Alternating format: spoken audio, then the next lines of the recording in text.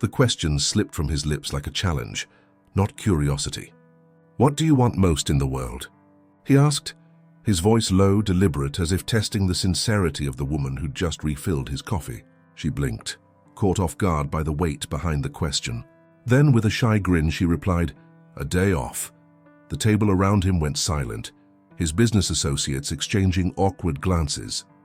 But for the first time that evening, the corner of Adrian Cole's mouth curved into something resembling a smile. Adrian wasn't used to jokes at his expense, nor to sincerity unshaken by status. Billionaire investor, heir to coal industries, the name alone made people tremble, flatter, or flee. But the waitress standing before him, apron slightly wrinkled, hair tied back in a hurried bun, didn't seem impressed. Her name tag read Clara, and her tone carried that calm warmth of someone who had already lived through storms money couldn't buy a way out of. The restaurant buzzed with luxury. Crystal chandeliers, hushed conversations, a pianist playing something elegant yet detached. Adrian sat at his usual corner table, surrounded by executives discussing mergers worth billions. Across the room, Clara moved with practiced grace, balancing plates, smiling softly at strangers, never breaking rhythm. She didn't belong in that world of diamond watches and whispered deals, and yet she seemed the only one who wasn't pretending to be happy. He'd noticed her before. Weeks ago, perhaps. The way she treated every customer the same, no matter the suit or the shoes. The way she laughed with the busboy when a tray fell, unbothered by embarrassment. It wasn't beauty that caught him, though she was beautiful in that understated way people forget to appreciate. It was her quiet confidence. The kind that comes from surviving things others couldn't imagine. When she walked away after her teasing answer, Adrian's associate leaned closer. "She doesn't know who you are, clearly." Adrian's gaze followed her through the reflection on his glass of wine. "Good," he said, almost to himself. "Let's keep it that way." Clara didn't think twice about the exchange. To her, he was just another customer, impeccably dressed, cold, surrounded by people who didn't look at waitstaff unless they made a mistake. She'd dealt with worse. Every night after her shift, she counted tips under flickering light, sent half to cover her mother's medication, and told herself that someday things would change. She didn't dream of riches, only peace, the kind money never guaranteed. But Adrian couldn't shake her words. A day off, so small yet somehow piercing. He lay awake that night in his penthouse overlooking the city, unable to find rest. His empire thrived on control, markets, people, outcomes, but her simplicity had slipped through his armor. He wondered when he'd stopped understanding the difference between wants and needs. The next evening he returned. His presence stirred whispers among staff, though no one dared speak to him directly. Clara noticed his table reserved again, the same corner, the same quiet intensity. When she approached, he looked up as if expecting her. "You came back," she said, keeping her tone polite but cool. "The food must be good." He studied her. "The company's better." She almost laughed, but something in his eyes stopped her. Not charm, not arrogance, sadness, the kind that hides under years of pretending. "Then I'll bring your usual," she murmured, unsure why her heartbeat had quickened. Throughout dinner, Adrian watched the world move around her. The other waiters rushed, stumbled, apologized. Clara simply flowed. She remembered faces, allergies, favorite wines. She listened, not for tips, but for humanity.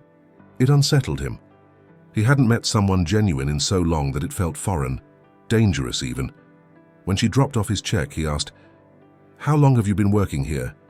"Long enough to know I'll never afford to eat here," she replied, smiling without bitterness. "But that's fine. People like me don't come here for the food. And what do people like you come here for?" he asked. "To survive," she said softly. "And maybe, if we're lucky, to learn how not to become like the people we serve." Her words landed heavier than she knew. Adrian looked at her with quiet fascination, as if she'd unknowingly exposed something he'd been trying to forget. That money didn't cleanse souls. It only hid the stains better. That night he found her name again on the receipt, Clara Winters. The simplicity of it lingered. By morning, he'd asked his assistant to pull her employment record, an instinct he couldn't explain. But when the file arrived, he hesitated. For the first time in years, he closed a document unread. Something in him wanted to meet her without knowing her story, without the power imbalance that defined every relationship in his life. Days turned into weeks, Adrian kept returning. Always the same seat, the same quiet questions. Clara began to notice his subtle curiosity. Not the invasive kind, but the kind that asked about her favorite book, or why she hummed while cleaning tables. Slowly, the frost between them thinned. Yet rumors began to ripple through the restaurant. The staff whispered that the billionaire had taken interest in the waitress. The manager watched her closely, afraid of scandal. And though Clara pretended not to care, she felt the pressure tighten like an invisible chain. Men like him didn't belong in her world, and women like her didn't survive in his. One rainy evening, she found him sitting alone after hours, the restaurant nearly empty. She hesitated before approaching. "We closed 15 minutes ago," she said gently. "I know," he replied, "but I thought you might finally take that day off." Her laughter echoed softly across the empty hall. "You really don't give up, do you?" "Not when something feels real," he said. She froze at the word, real, because for a fleeting second she wanted to believe him. To imagine that beneath the billionaire facade was a man capable of understanding the world she lived in. But reality pressed against her like gravity. People like him didn't fall for waitresses, and if they did, it never ended kindly. She took a breath, steadying herself. "You should go home, Mr. Cole." He looked up, meeting her gaze. "Maybe I'm already there." Her heart skipped once, dangerously so. She turned away before he could see the tremor in her hands. Outside, the rain poured harder, blurring the city lights beyond the glass. He watched her disappear into the back corridor, a small figure swallowed by the storm. For reasons he couldn't name, he knew this wasn't the end. Something had shifted, irreversibly. By morning, the rain had rinsed the skyline into a polished steel, a city pretending at purity. Clara tied her apron in the mirror and told herself to forget the billionaire. The question, the strange softness that had passed between them. Forgetting was how she survived. Store the tender thing in a small box, close it, keep moving. The restaurant felt different. Conversations paused when she walked in. Mr. DeLuca, the manager, a man who worshipped reservations more than people, summoned her with a snap of his fingers. "Winters, keep to the back half of the floor tonight." No table 42, she didn't ask why. Table 42 was Adrian's. Understood. Mateo, the busboy with quick hands and quicker loyalties, sidled up. "You see the cars outside?" he whispered, eyes shining with gossip.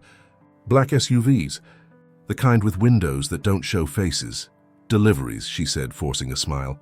But then she saw him, Adrian, at the bar this time, a deliberate mistake in his routine. He wore no tie, only a storm-colored suit and a stillness that turned heads. He looked less like a man collecting assets and more like one collecting reasons not to leave. Clara worked the back half as ordered. She carried plates, refilled waters, corrected orders quietly before anyone noticed. And yet every movement had gravity, an awareness of the man at the bar who didn't belong here and somehow kept returning. She avoided looking. Avoiding was how she stayed safe. An hour into service, Mr. DeLuca hissed her name again. "Change of plans." "Take the bar," Clara frowned. "I thought—" "Do as you're told," he snapped, then smoothed his tie when a regular appeared, his smile a switch he toggled at will. She went. Adrian's glass was empty. She reached for the bottle. "Another?" "Please." He watched the wine rise, then asked as if it were small talk, "Did you ever take that day off?" "You're persistent," she said softly. "Only when the answer matters." A couple leaned in on the other side of him, pretending not to eavesdrop. Across the room, a young man in an expensive blazer lifted his phone and pretended to text, angling the camera just slightly.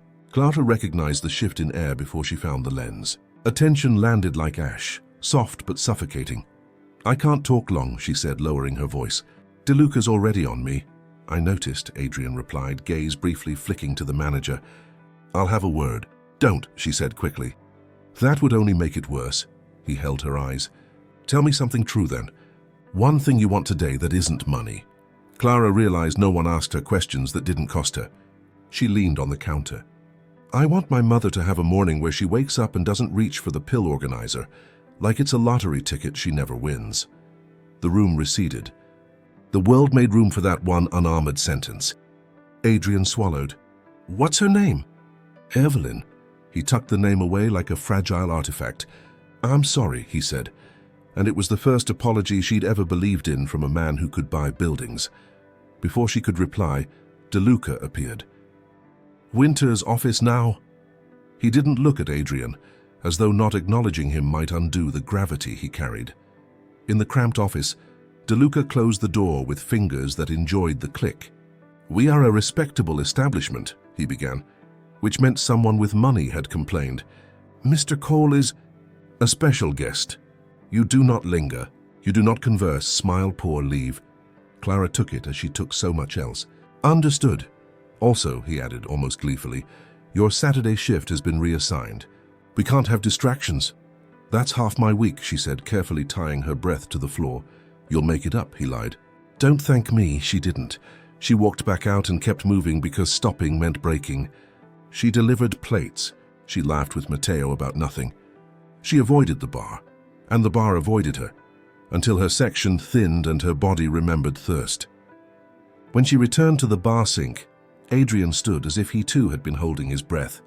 "You're angry," he observed. "I'm employed," she said. "That takes most of my energy."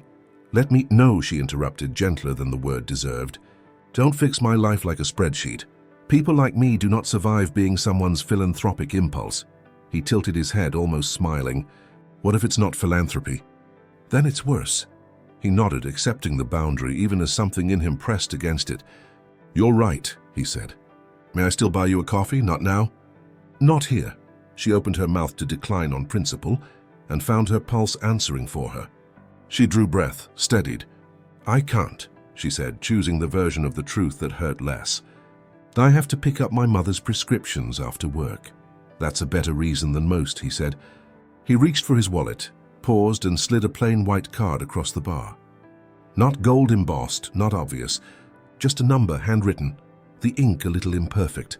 In case a day off ever becomes possible. She looked at it, then at him. The card hovered between them like a door neither dared open. "Thank you," she said, not taking it. He withdrew his hand and she moved on, and the night finally let go of its breath. She almost laughed in the alley behind the restaurant when she saw the black car idling. Of course.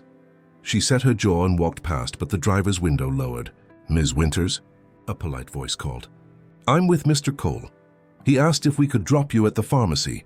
No charge." She hesitated, then saw her bus pulling away in a red sigh at the corner. Pride fell against practicality. Dignity held its ground. "No, thank you," she said. "Tell him the world still has buses." The driver nodded, unfazed, and the car ghosted into traffic. Clara tightened her coat, found the other bus, the slower one, and told herself the choice mattered. The choice did matter. Because while she stood beneath the pharmacy's sodium glow, her phone buzzed with a message from Matteo. "Are you okay?" Then another. "They're posting about you." He sent a link. The headline sprayed across the tiny screen. "Who is the mystery waitress capturing Adrian Cole's attention?" A photo taken at the bar showed her mid-laugh, the angle unkind, the context cruel. True love stories, the blog sneered, adding hashtags like Billionaire Love Story and Forbidden Love, as if they were flavors to sell more clicks. The article invented a past for her, as if biography were a canvas for strangers. It listed rumors about Adrian, women, deals, a near engagement to a hedge fund heiress named Sloane Harrington, and then painted her as the newest distraction in a romantic drama she'd never auditioned for. Clara closed the link. She picked up Evelyn's medications, the Costa number that bit her fingers, and walked home to the one-bedroom apartment that smelled of cumin and eucalyptus and effort. Evelyn looked up from her recliner with a smile she had to summon. "Long night?" "Just long," Clara said, kissing her forehead. "I brought the green tea you like." They watched an old movie on mute, made up the dialogue themselves. It was their ritual, rewrite the world so it was kinder. Hours later, when Evelyn drifted into sleep, Clara sat at the small kitchen table and stared at the plain white card the driver had somehow slid under their door, careful and anonymous. She ran her finger over the ink. She did not call. The next day, the storm arrived in daylight. Paparazzi at the curb, their lenses like tiny ravenous mouths. DeLuca's fury disguised as protocol. Staff whispering louder now because gossip was armor. When Clara slipped in the back, Matteo grabbed her wrist. "They're here for you," he said. "And for him. For me?" she echoed. And then she heard the lobby doors open. The brittle hush, the way money changed the temperature of a room. Adrian had come to her workplace mid-afternoon unannounced, like a man who didn't know fear or chose to ignore it. DeLuca intercepted him. "Mr. Cole, we do not—" "I'll be brief," Adrian said, brushing past without touching. He found Clara near the walk-in refrigerator, where the air was cold enough to keep tomatoes obedient. For a second they were alone, the clatter of the kitchen a curtain. Up close he looked less polished, more human. He'd slept badly. "I'm sorry," he said. "For what?" she asked. "For the article. For coming here. For all the ways my life spills." "You can't control that," she said. "I can control some of it," he replied. "I can ask my PR team to shut it down, to threaten lawsuits. It will only add oxygen, so don't," she said. "Let it starve." A shout from the front. "Mr. Cole." "Over here!" The paparazzi had breached the line. DeLuca's mouth twisted into opportunity. "Smile for the cameras," he crooned, then muttered to Clara, "Go home." "You're suspended until this dies down," Clara stared. "Suspended for what? Because a man sat at the bar?" DeLuca's shrug was a verdict. "We can't afford this. Neither can you, I suspect." She untied her apron, the knot refusing for a second, then giving way.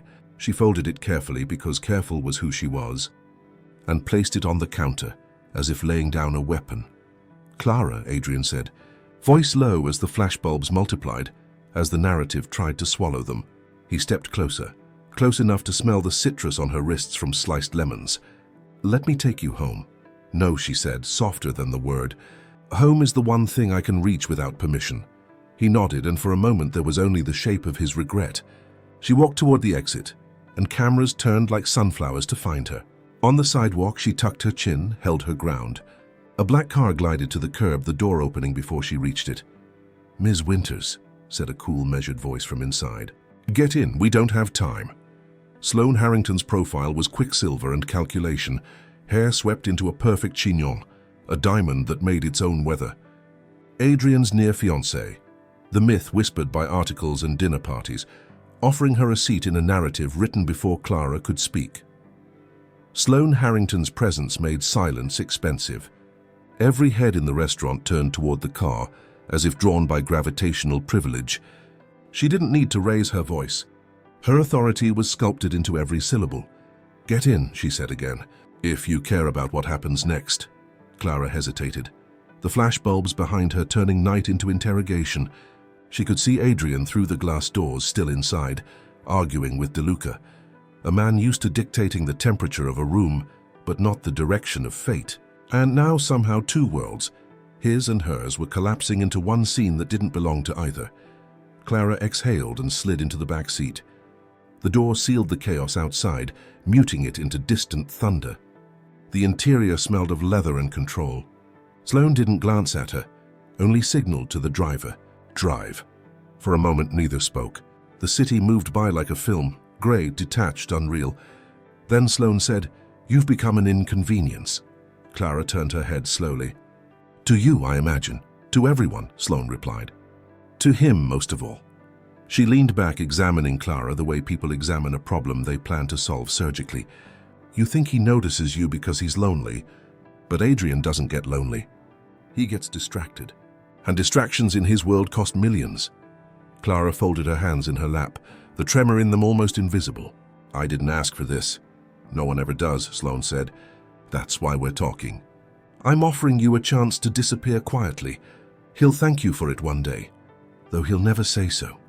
A small laugh escaped Clara, bitter and brief. "Is this the part where you hand me a check?" Sloane's lips curved faintly. "You're smarter than I expected." "Yes, actually." She produced a slim envelope from her bag, pale against her manicured fingers. "It's generous. Enough to move, study, start over. You'd be doing him a favor. You'd be doing yourself one." Clara looked out the window.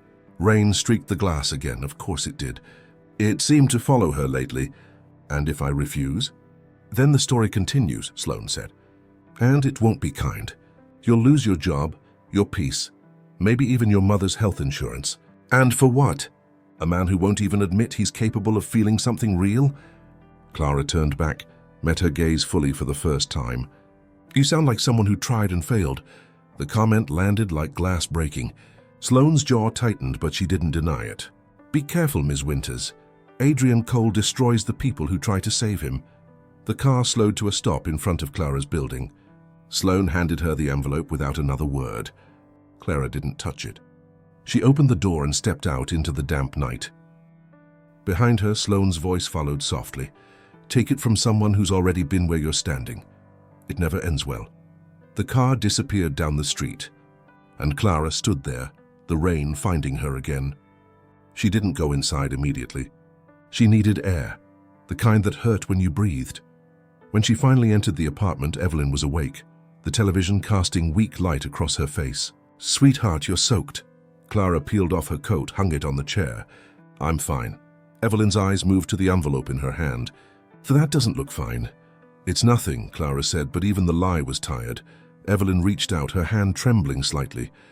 "People like her don't give money without reasons." "Did he send her?" "No," Clara said. Then, after a pause, "Yes, maybe, I don't know. Her mother studied her." "And you care about him?" Clara sat beside her, staring at the floor. "I shouldn't." "That's not what I asked." Clara's throat ached. "He's kind when he forgets who he is, but that's the problem, isn't it? He always remembers." Evelyn smiled sadly. "You can't cure loneliness with kindness, darling. It just teaches them what they're missing." Clara rested her head on her mother's shoulder. "Then what do I do?" "Keep your dignity," Evelyn whispered. "It's worth more than any envelope." By morning, the story had spread. Photos, speculation, opinions. The internet had turned her life into a fable of class difference romance, the kind people consumed between meetings: rich man, poor woman, forbidden love. None of it was true, yet all of it clung to her like static. At noon, there was a knock on the door. Not reporters this time, Adrian. He stood in the hallway without guards, without armor, just a man who looked like he hadn't slept in days. "I shouldn't have come," he said before she could speak. "Then why did you?" "Because I needed to see if you hate me." Clara crossed her arms. "I don't hate you. I hate what your world does to people like me." He stepped closer, cautious. "You think I don't hate it too?" "Maybe you do," she said. "But you live in it. You built it. I just survive it." He nodded slowly, accepting the blow. "I told my lawyers to take down every article, every photo. It won't stop the noise, but it's something.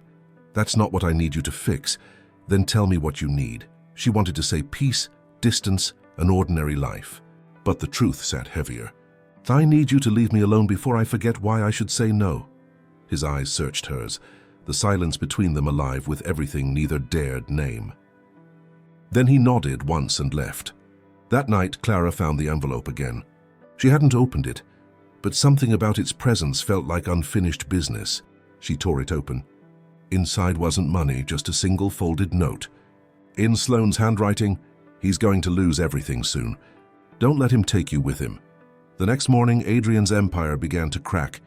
News of an internal investigation flooded the business channels. Fraud accusations, a scandal involving a subsidiary he'd never even visited. Investors fled. Stocks tumbled. Clara watched it unfold on a small TV at the diner across from the pharmacy. She told herself it had nothing to do with her. Yet when the reporter said his name, Adrian Cole, her stomach twisted with something like fear. That evening, as the sky bruised into dusk, a familiar black car stopped across the street from the diner. Adrian stepped out, his suit rumpled, his expression unreadable.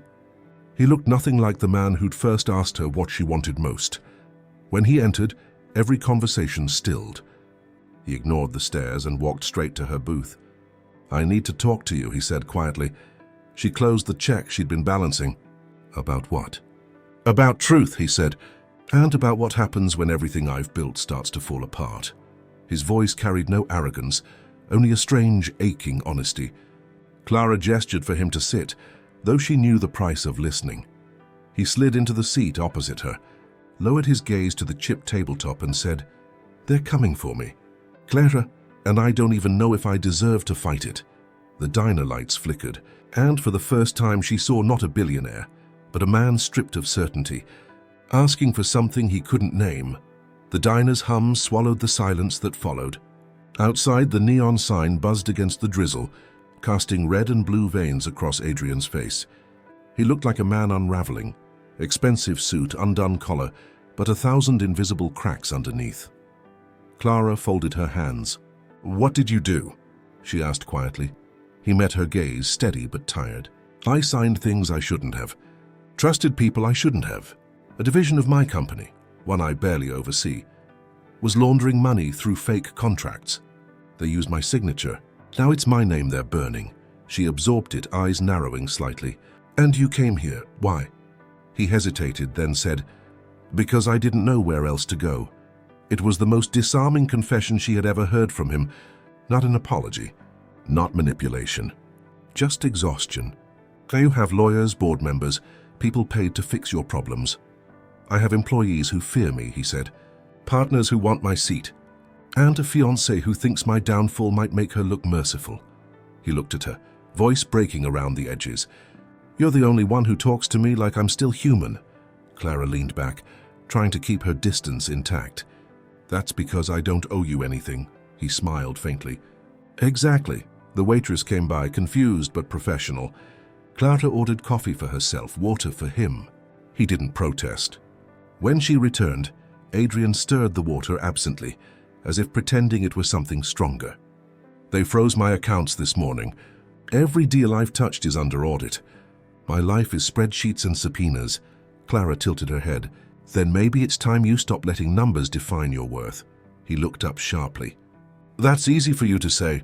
Maybe, she replied. But it's true. You built an empire so big it doesn't fit inside you anymore. Now you have to decide if losing it means losing yourself. For a moment his eyes softened. You talk like someone who's seen the inside of pain and made peace with it. I haven't, she said. But I've stopped letting it choose who I am. He studied her face, no makeup, no mask, and realized he'd spent decades surrounded by people who said what he wanted to hear. Clara said what he needed to face. Clara, he said quietly, I could disappear. Leave the country before the board forces me out. But there's one file, one truth that could clear me. It's buried deep in the company servers and Sloane's locked me out. Why would she? Because she's part of it, he interrupted. Or at least protecting someone who is. I confronted her and she said I'd been too careless to lead. She wasn't wrong. His jaw tightened. I'm going to lose everything. Clara's voice was steady. Then maybe it's time to lose what was never yours. He blinked. What do you mean? You've been owning things your whole life, she said. Buildings, companies, people's loyalty. Maybe this is the universe's way of asking you to earn something instead. He didn't answer right away. Instead, he looked out the window, the rain blurring the city into something soft and distant. You make it sound almost holy. It's not holy, she said. It's human. They sat in silence for a while, two people from opposite worlds bound by the fragile thread of truth. When he finally spoke again, his voice was low. I want to show you something, Clara frowned. Now? Tonight. I have to take my mother dinner. I'll drive you both, he said, standing before she could refuse. Please, just trust me once. Something in his tone, unpolished, sincere, made her hesitate. Against her better judgment, she agreed. Evelyn was hesitant when the black car pulled up. Clara, dear, she whispered at the door, you didn't tell me your friend was that Adrian Cole. He's just Adrian tonight, Clara said softly. Adrian greeted her mother with a warmth that surprised them both. It's an honor, Mrs. Winters, he said, helping her into the car as if it were natural. There was no chauffeur this time. He drove himself. The ride was quiet. The city blurred into outskirts, then into open road. Clara's curiosity grew. Where are we going? To the house I never visit, he said. The one that still feels like it belongs to someone better. They arrived at a coastal estate, not one of the opulent glass palaces he was known for, but an older home, stone and silence, built long before his money meant anything.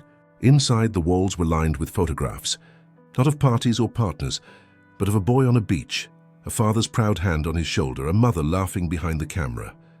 My parents, he said, they started with nothing. My father built the first branch of the company with 5 employees. He used to say wealth should serve, not control. Somewhere along the way I forgot that. Evelyn smiled softly. We all forget who we are when the world keeps calling us something else.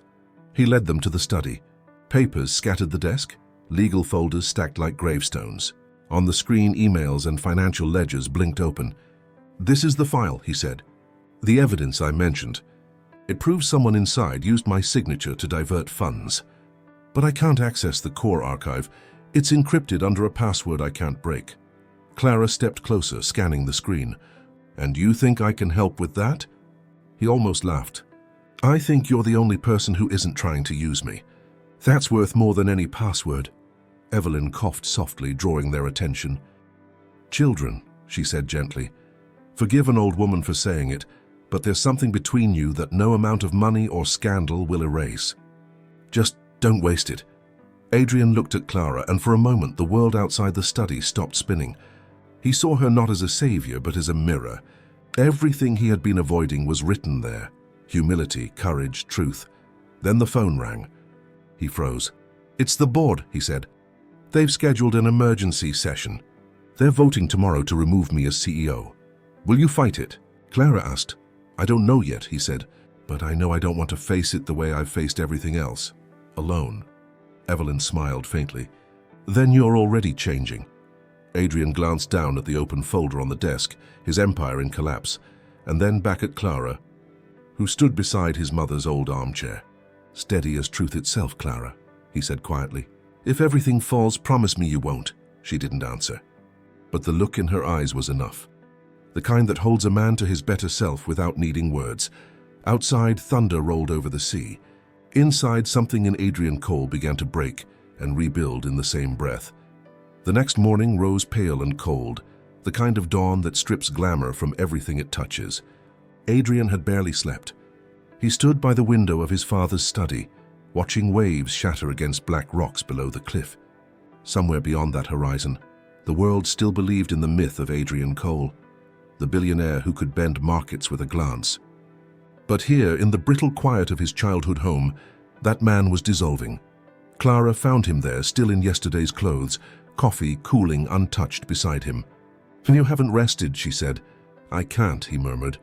Every time I close my eyes, I see everything I built falling into the sea. Maybe that's not the worst thing, she said softly.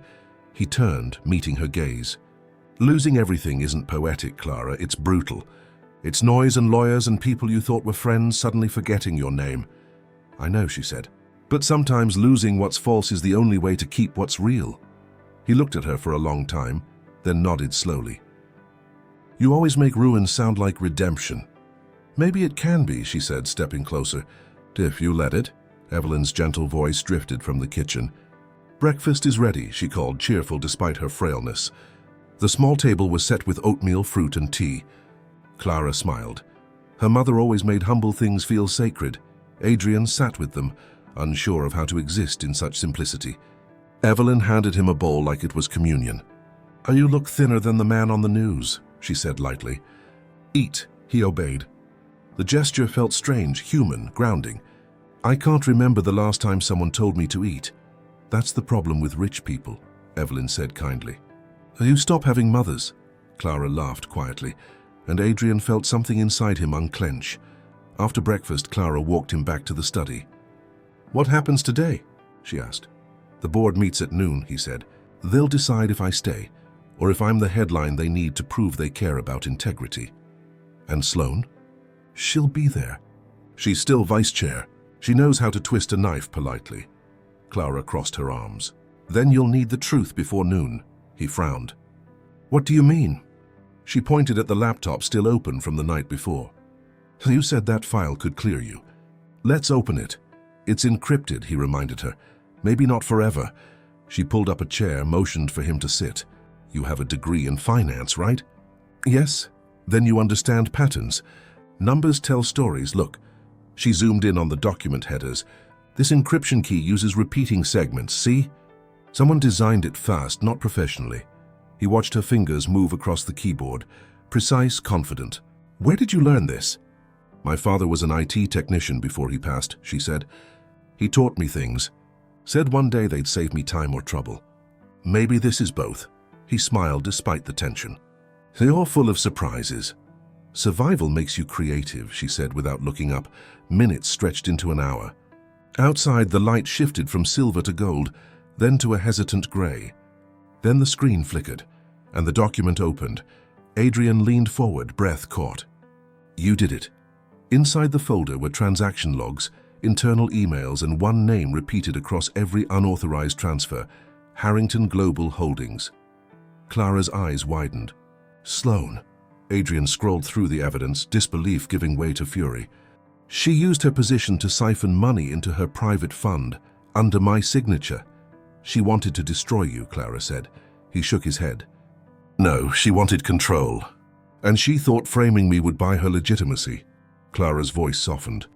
Then you have to show this to the board. He stared at the screen, jaw tight. If I do, she goes to prison. And everything we ever built together, every company, every job, it collapses with her. Thousands could lose their work. So you protect her? Clara asked. After she tried to ruin you? He turned to her. I protect what's left of my father's legacy. I can rebuild a fortune. I can't rebuild the trust of people who believed in that name. She studied him, seeing not cowardice but conscience. The man who once measured life in profits was now weighing mercy against justice. Then what will you do? She asked. He exhaled. I'll confront her privately. Give her one chance to come clean. Evelyn appeared in the doorway, her voice soft. Then do it as the man your father raised, not the one the world made. At noon, Adrian entered the skyscraper that still bore his name. The lobby buzzed with tension. Journalists outside, board members inside, and Sloane waiting near the glass elevators, immaculate as ever. You shouldn't have come, she said. It's over. I know, he replied. That's why we need to talk. They stepped into the elevator together. The silence between them felt like a duel. When the doors closed, Adrian said, I found the file. Her hand froze mid-reach for the floor button. What file? The one you encrypted with my digital key, he said evenly. The one that proves where the missing money went.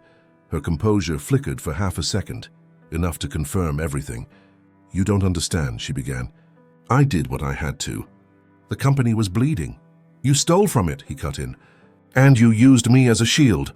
I saved it, she hissed.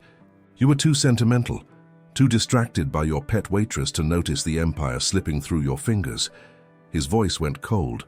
Say her name again and I'll forget I ever loved you. The elevator stopped at the top floor. She stepped out first, mask reassembled. You have no proof anyone will believe. You think the board will side with a man drowning in scandal. He followed her into the glass-walled conference room. I don't need them to believe. I just need them to see. He placed a flash drive on the table. Dozens of eyes turned. The chairman, grey and guarded, leaned forward. What is this? Evidence, Adrian said. Not of my guilt, but of the truth. Sloane's face stayed serene, but her knuckles whitened. For 20 minutes he spoke, not as a tycoon, but as a man reclaiming his name. He admitted his failures, his blindness, his arrogance. Then he showed the files. When he finished, the room was silent. The chairman finally said, You'll resign effective immediately, but your integrity remains intact. Adrian nodded. That's all I ask. Sloane rose, fury trembling under her poise. You think you win by walking away? You're nothing without your empire. He looked at her calmly. Then maybe I'll finally find out who I am. He left the building without looking back. By evening, Clara found him standing on the pier behind his parents' old home, wind tearing at his coat. You did it, she said softly. I lost everything, he said. And it feels lighter. She stepped beside him, the sea spraying fine mist across their faces. What will you do now? He smiled faintly. Maybe take a day off. She laughed through the ache. You finally listened. For the first time in years, he said, then his smile faded. I need to tell you something, Clara. Something I should have said before all of this. Her heartbeat slowed. What? He turned to her fully.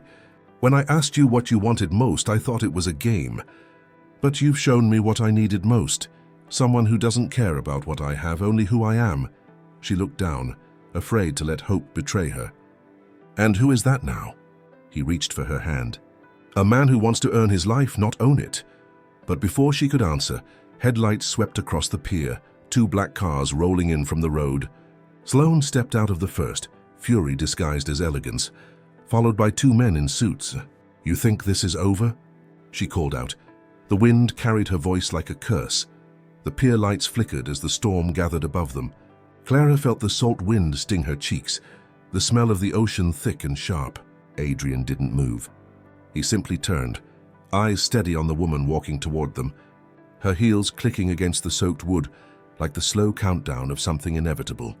Sloane's expression was carved from something brittle and beautiful. the kind of calm that came only from fury restrained by dignity. The two men behind her were security or lawyers or both, clean suits, colder eyes. "You humiliated me," she said, voice low but clear over the wind, "in front of everyone. After everything I did for you," Adrian didn't flinch. "You did it for yourself." She took another step closer, her hair lashing across her face. "You think you're noble now? That waitress has turned you into a saint? You threw away an empire for her pity." Clara stood still, heart pounding, but her voice didn't shake. "I didn't take anything from you, Sloane." "You took his attention," Sloane snapped. "You took what belonged to me." "Nothing belongs to you," Adrian said quietly. "Not me, not the company, not the people you hurt trying to stay powerful." Sloane laughed, a brittle, broken sound that didn't belong to the poised woman who'd stepped out of the car. "You really think you can walk away clean? The media already thinks you're guilty. The regulators will believe what I tell them. You'll be ruined." "Maybe," Adrian said. "But the truth has a longer life than you think." He reached into his coat pocket, pulled out a small drive, the one he hadn't used in the boardroom. "This holds copies of every document. It's already with my lawyers. You can try to destroy me, Sloane, but you'll burn with me." For a moment she seemed to deflate. The wind tugged at her coat, rain starting to fall in thin, urgent lines. She looked at him, and the anger cracked just enough to reveal something that looked like grief. "I loved you once," she whispered. "You could have been everything." "I was," he said, "but not the kind of man I wanted to be." Something inside her broke completely. She turned away, the men following her back toward the car. But before getting in, she looked at Clara. "You think he'll save you," she said, "but he only knows how to rebuild what he's lost, not cherish what he has." Then she was gone, tires splashing through the rain, leaving silence in her wake. The wind howled harder. Clara crossed her arms, trembling, not from cold but from everything unspoken between them. "She's right about one thing," she said. "You can rebuild anything, but some things you only get once." Adrian turned to her, the lamplight catching the exhaustion in his face. "I don't want to rebuild without you." She wanted to believe him. God, she did. But part of her still lived in the diner, in the small apartment, in a world where words like his meant danger, not safety. "And what happens when the world starts asking who I am again?" she said. "When they turn me into another headline?" He took a step closer. "Then let them. Let them write whatever story they want." "I'll write the truth." "What truth?" she asked, voice barely above the storm. "That I love you," he said simply. It was not grand, not rehearsed. It came out raw, trembling. The kind of confession that couldn't be undone. Clara's breath caught. The rain had turned to sheets, drenching them both. "Don't say that unless you mean it," she whispered. "I mean it," he said, "and not because I need saving. Because I finally understand what love beyond money feels like." Something broke open in her then. The years of restraint, of second-guessing her worth, of believing the world divided people like them by invisible walls. It all gave way. She stepped forward, her hand finding his. "Then prove it," she said. He nodded. "I will." Days passed. The media storm raged, but the headlines began to shift. Sloane's name surfaced in investigations. The documents Adrian had leaked to regulators found their mark. He refused interviews, donations, or sympathy.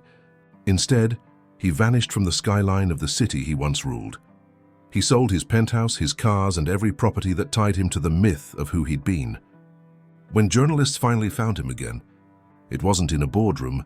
It was behind the counter of a coastal cafe he'd bought for Clara and Evelyn, pouring coffee for fishermen and travelers with the same quiet grace she once had. Clara walked in one afternoon, apron tied, hair pulled back, and smiled at him. "You're improving," she teased, watching him try to steam milk. "Though your foam still looks like regret," he chuckled. "I'll never be as good as you." "No," she said softly. "But you're learning." He looked around the small cafe. The walls were warm cedar, sunlight spilling through the windows. No marble, no glass, no guards. Just laughter, music, and peace. "Do you miss it?" she asked. "What?" "The empire. The power." He thought about it, then shook his head. "Power made me deaf. Money made me blind. Here I can actually see the people in front of me." Evelyn entered, cane tapping gently, and smiled at the sight of them. "I told you both that dignity feeds the soul better than wealth ever could." Clara laughed. "You were right again, Mom." Adrian kissed Evelyn's hand, an old-fashioned gesture that made her blush. "Joe saved my life," he said. Evelyn smiled. "No, she did." Clara's cheeks warmed. "Don't listen to her," she said. "You did the hard part." Adrian reached across the counter, fingers brushing hers. "I just followed the truth." They stayed that way for a while, three people who had been bruised by the world but somehow found something gentle inside it again. The cafe bell rang. Another customer entered, and Clara returned to work, her movements graceful and sure. That night, when they closed up, Adrian stepped outside to breathe in the ocean air. The sky was clear, the storm finally gone. Clara joined him, leaning against the railing. "You know," she said, "I used to dream about getting out of this life, about escaping the grind, the struggle. And now? Now I think I was never supposed to escape it," she said. "Just to see it differently," he nodded. "Oh, you taught me that. That freedom isn't about what we have, it's about what we stop needing." She looked at him, moonlight painting silver across his face. "Do you think we'll ever be ordinary?" He smiled. "We already are. And it's perfect." Then he kissed her, slowly, tenderly, as the sea whispered below and the night wrapped around them like forgiveness. But deep in the distance, in the city they'd both left behind, an email blinked open on a corporate server, an alert from the audit department. A new name had appeared in the financial trail Adrian thought he'd closed for good. The empire wasn't done with him yet. The sound of the sea was their lullaby that night, calm and steady, a rhythm that promised rest. But as dawn crept in, the quiet broke, not with thunder, but with the vibration of Adrian's phone against the counter. He stared at the screen, confusion tightening his face. The message was from a number he hadn't seen in months. Internal audit. Confidential update. He opened it. One line. New activity detected on dormant accounts linked to coal industries. Authorization signature A. Cole. He froze. The blood drained from his face. Clara, still half asleep, noticed the change instantly. "What's wrong?" He didn't answer right away. He just stared at the glowing text, the ghost of his old life clawing its way back into the one he'd just begun. Finally, he exhaled, slow and heavy. "Someone's using my name again." Clara sat up. "But you left everything. You cleared it all." "I thought I did," he said quietly. "But the Empire has a way of remembering you, even when you try to forget it." He dressed without haste, pulling on the same worn shirt he'd started wearing since they opened the cafe. "I have to go to the city," he said. "No," Clara said, stepping in front of him. "You don't have to go back there. You did your part. You told the truth. This isn't about them," he said, his tone gentle but resolute. "It's about me. If someone's forging my signature again, then someone's still trying to bury what's left of my name. And I won't let them drag you or your mother through that mud again." Clara's eyes softened. "Then I'm coming with you." He hesitated, but her resolve left no room for argument. "All right," he said finally. "But promise me something. If it gets bad, if it turns ugly, you walk away. You don't fight this war for me." She smiled sadly. "You still don't understand. I'm not fighting for you, Adrian. I'm fighting beside you." The city felt colder now, its skyline sterile and sharp. No one looked up from their phones as the former billionaire and the waitress walked side by side down the marble corridor of the coal industries building he once ruled. His old assistant, seeing him approach, froze mid-step. "Mr. Cole, I mean Adrian, they said you wouldn't be back." "I don't plan to stay," he said. "Who's running operations now?" "Mr. Harrington," she whispered, as if speaking the name might summon him, Sloane's brother. Of course, the office door at the end of the corridor was open. Inside, a tall man in an impeccable suit leaned over a desk that had once been Adrian's. When he looked up, his smile was practiced. "Mr. Cole, the prodigal founder returns." Adrian didn't return the smile. "You're using my signature on transactions," he said evenly. Harrington gestured to a seat, feigning calm. "Sit, Adrian. Let's not be dramatic." Clara stood at the doorway, silent, watching every movement. "I'm not sitting," Adrian said. "Tell me why my authorization key has been reactivated." Harrington sighed, spreading his hands. "You left the company in chaos. Someone had to stabilize it. The investors still believe in your name. Using it bought us time. You forged my approval." "Semantics," Harrington said. "You resigned, but you didn't revoke digital ownership. Your name still holds legal weight in the parent accounts. I merely used what was available." Adrian stepped closer, his voice low but dangerous. "You're moving stolen money under my name again." "That makes it my crime again." Harrington's calm cracked. "It's business, Adrian." You walked away from the table. "Don't complain about the hand being played without you." Before Adrian could reply, a voice from behind them cut the air clean in two. "Actually," Clara said, "it's fraud." Both men turned. She held up her phone, its screen recording. "You just admitted it." Harrington's eyes went wide. "You can't record in here." "I already did," she said. "And it's backed up to cloud storage." Adrian looked at her, startled and proud all at once. "Clara," she shrugged. "I learned from you. The truth has a longer life than they think." Harrington's mask slipped into panic. "You don't understand who you're playing with." "No," Adrian said. "You don't understand who you just lost control of."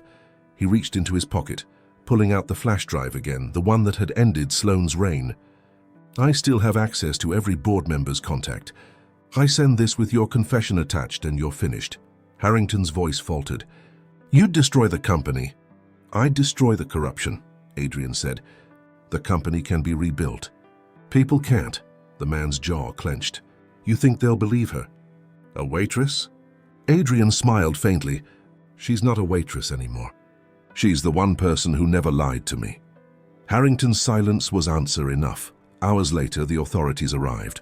The statement Clara recorded became the keystone in a federal investigation. Harrington was led away in disbelief, his empire collapsing under the weight of his arrogance. For the first time in years, Adrian walked out of that building free, not just legally, but spiritually. The city outside glowed gold in the late afternoon sun, but it felt different this time, smaller, kinder. "You knew he'd incriminate himself," Adrian said as they walked. Clara smiled. "I just gave him the space to do what greedy people always do, talk too much." He laughed softly, shaking his head. "You terrify me." "Good," she said. "Maybe that means you'll stop underestimating me." They reached the curb, where the noise of the traffic drowned everything else. He stopped suddenly, turning to her. "Clara, when this is truly over, I want to build something new. Not another empire, something real. With you." She tilted her head. "You mean the cafe?" "I mean a life," he said. "Whatever shape it takes, whatever it costs." She looked at him, the corners of her mouth lifting into a quiet smile. "Then start earning it." He nodded, eyes bright. "I already am." They crossed the street together, hand in hand, disappearing into the crowd. For the first time, Adrian Cole wasn't being watched, judged or worshipped. He was simply living, a man who had finally learned what love beyond money truly meant.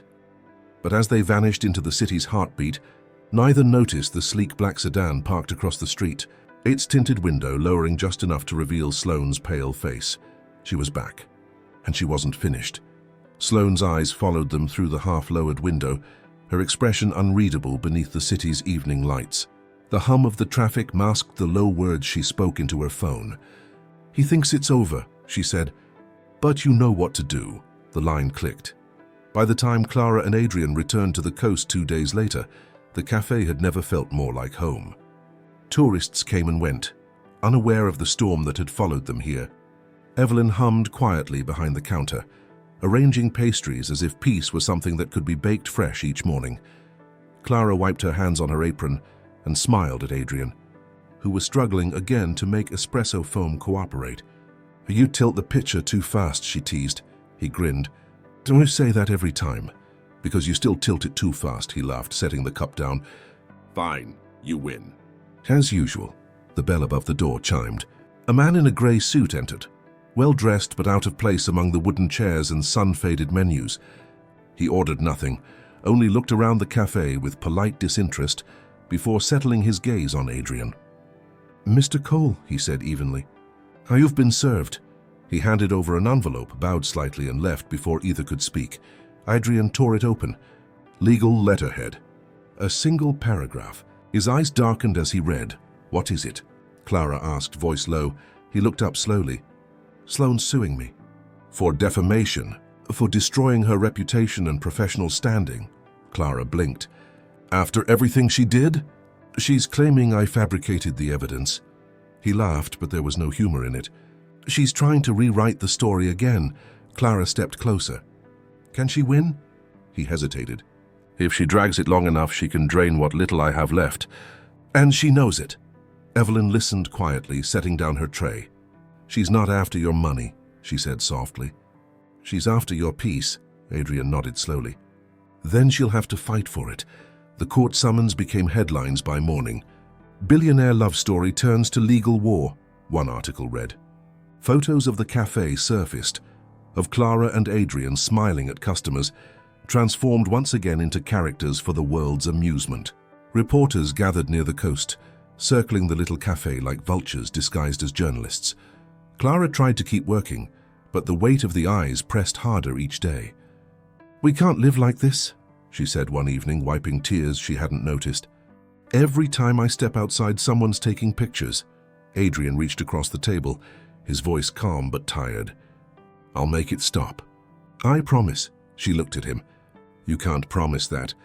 You can only outlast it." He smiled faintly. "Then we'll outlast it." The first court hearing came weeks later. The city courthouse smelled of old paper and tension.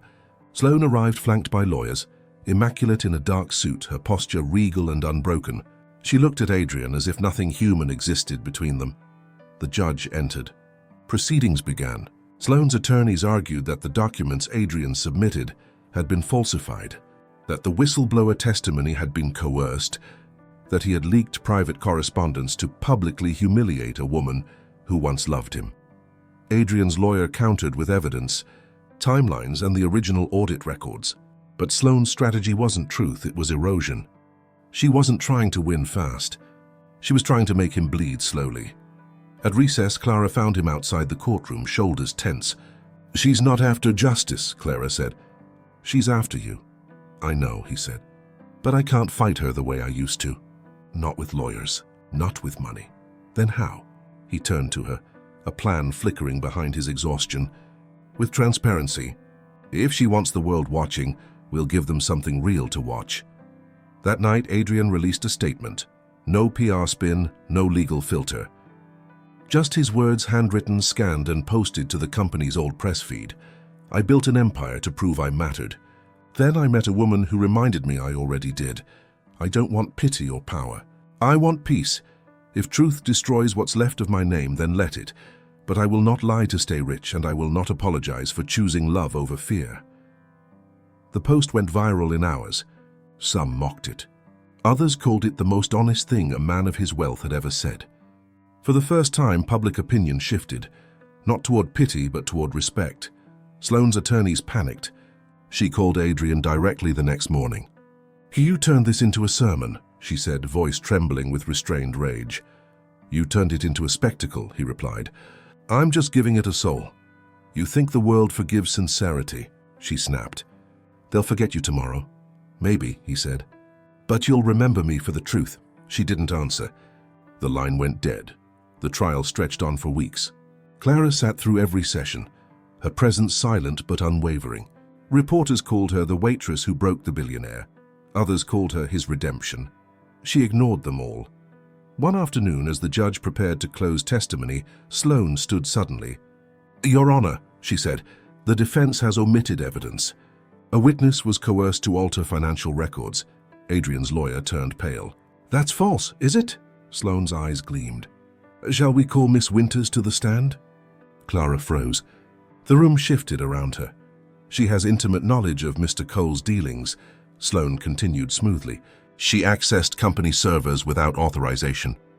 "We can provide logs," whispers rippled through the court. Adrian turned, his stomach dropping. Clara's hands trembled, but she stood before the bailiff could speak. "I have nothing to hide," she said. The judge nodded. "Very well. Miss Winters, take the stand." As she walked forward, the courtroom lights felt unbearably bright. Adrian's gaze followed her, equal parts pride and fear. She sat, hands folded in her lap, and met Sloane's gaze head-on. "You hacked into company property," Sloane said. "Didn't you?" "I accessed the truth," Clara replied. "You left it wide open." The courtroom fell silent. "And you did it to protect him." "No," Clara said calmly. "I did it to protect the truth. He didn't even know until it was done." The judge raised an eyebrow. "Miss Winters, are you aware that what you did constitutes a federal violation?" "Yes," she said, voice clear. But sometimes laws protect power, not justice. Gasps rippled through the room. Adrian stood abruptly, his voice echoing. Your Honor, if anyone's responsible, it's me. I asked her to help. Clara turned, cutting him off with a single look. No, you asked for trust. I gave it freely. The rest was my choice. The judge studied her for a long moment. Then he said quietly, sometimes the right thing and the legal thing are not the same, but this court will decide accordingly. When the gavel fell that day, no verdict had yet been reached, but the world had already chosen its side. That night outside the courthouse, Clara stood beneath the streetlight, shivering in the cold. Adrian found her there, his coat draped over his arm. You didn't have to protect me, he said. She looked up at him, eyes shining. Yes, I did. You once risked everything to tell the truth. It was my turn.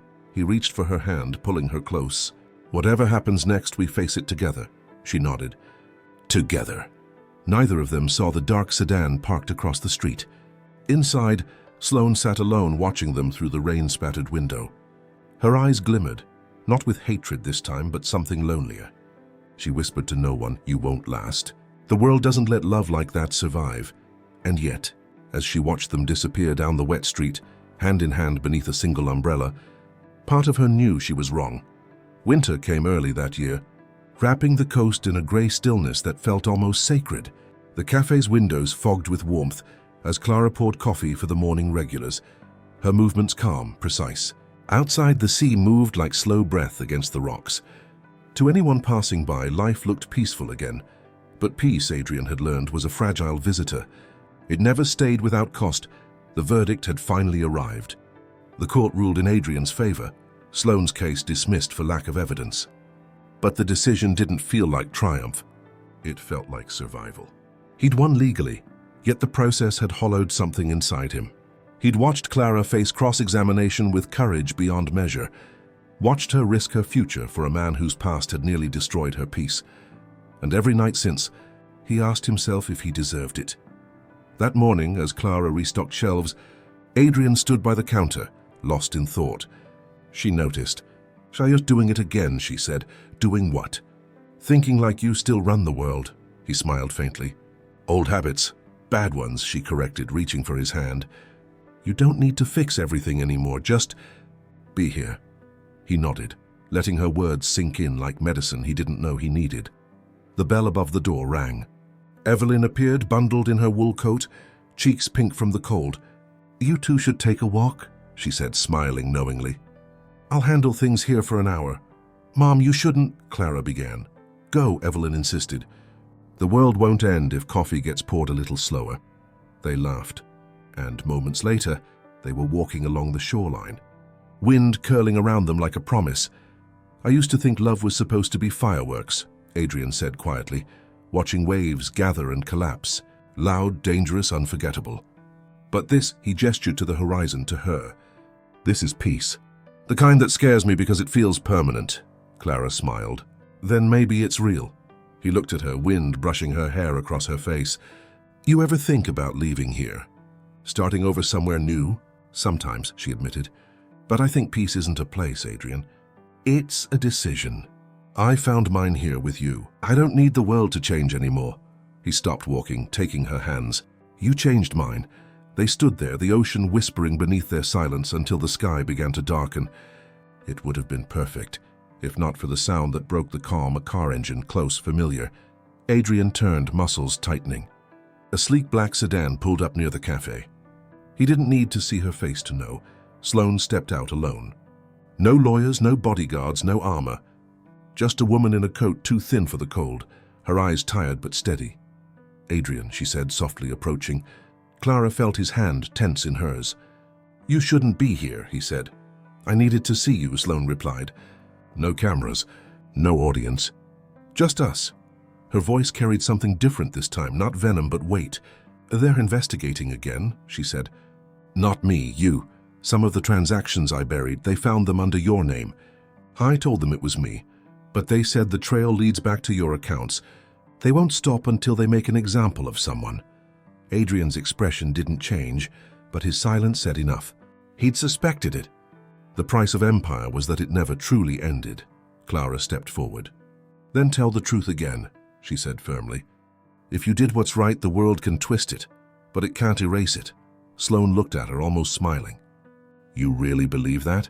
Yes, Clara said. Sloane's eyes softened, and for the first time she seemed human.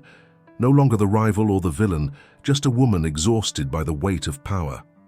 I used to, she whispered. Until truth stopped paying my bills.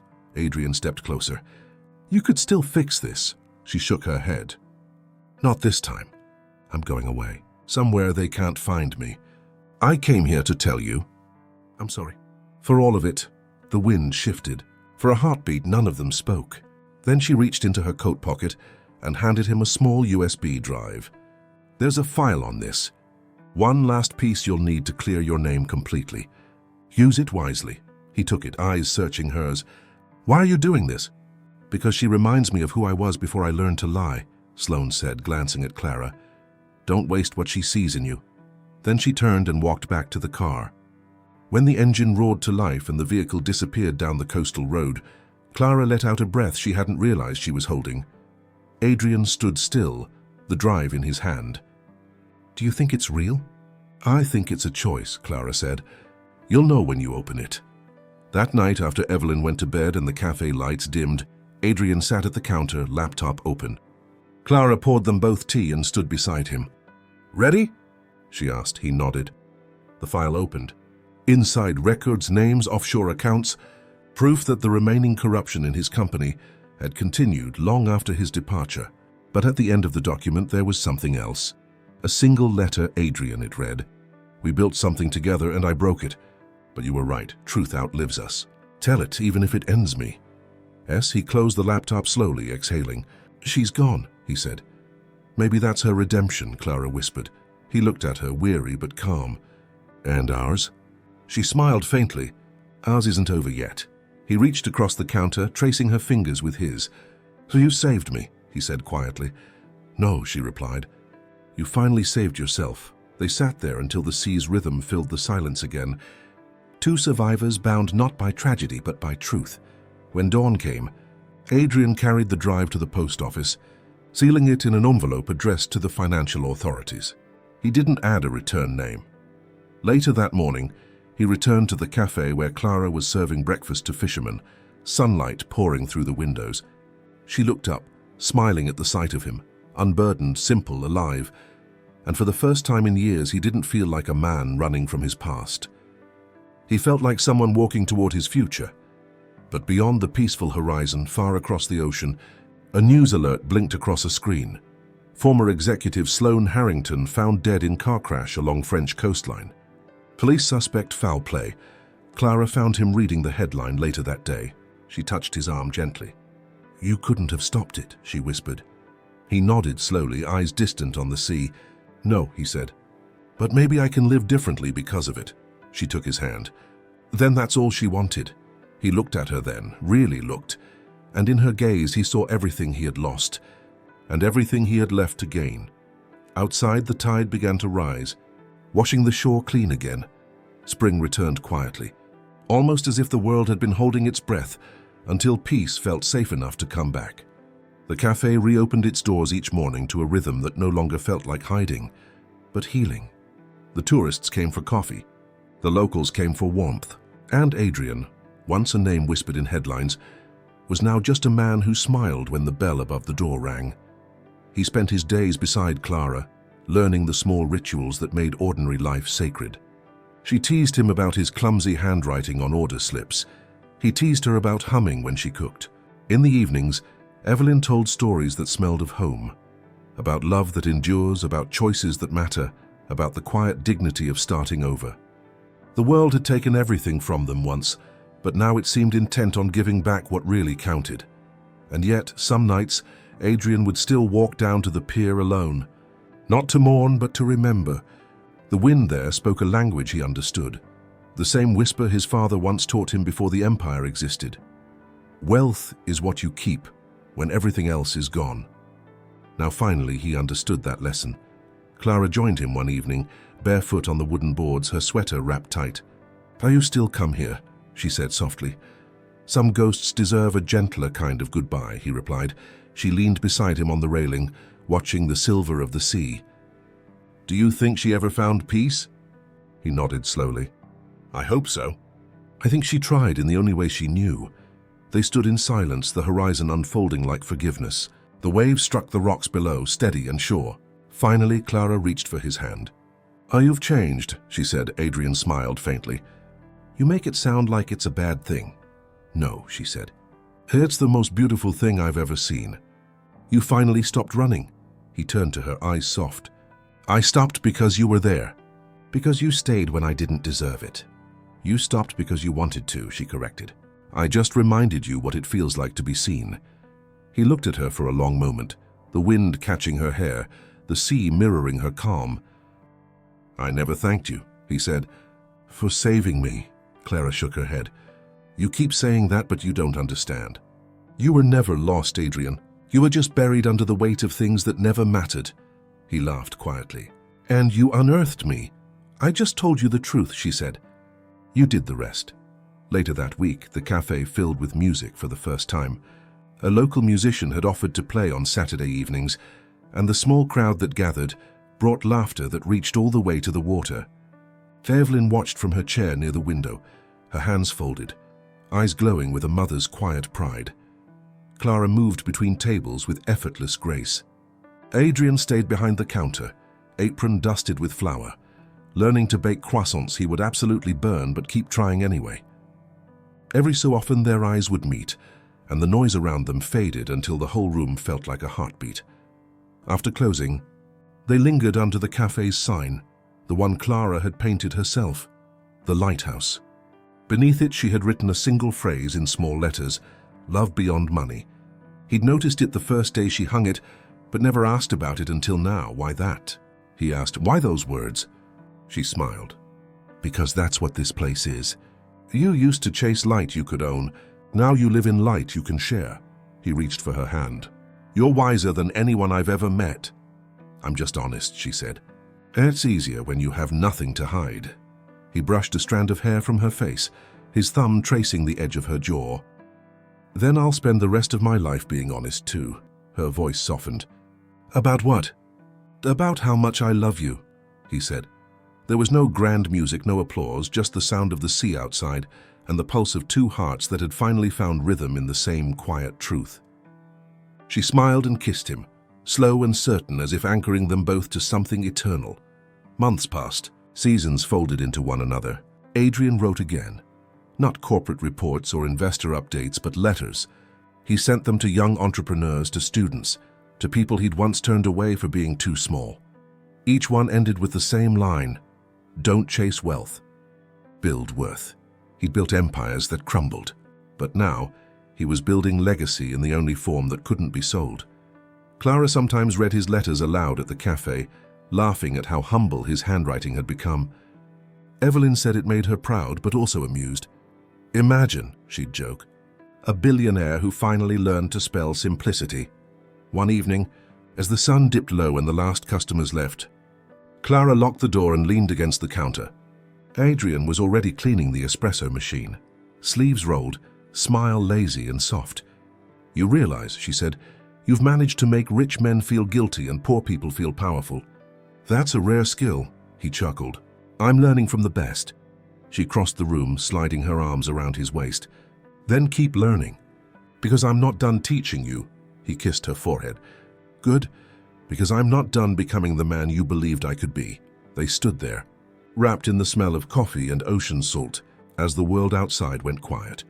Years later, people who passed through that small coastal town would speak of the Lighthouse Cafe as if it were something more than a business. They'd say it felt like peace lived there, that the owners had built something impossible to destroy.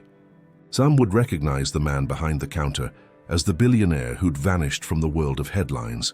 Others wouldn't know him at all, and that was exactly how he wanted it. Every morning, he'd greet the day with the same words he'd once heard from the woman who changed everything. A day off sounds perfect. And every night, as the waves whispered against the shore, he'd whisper back, thank you, to the life that had finally taught him what wealth truly meant.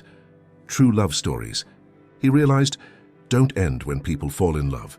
They end when both choose to stay. And he had chosen every single day to stay.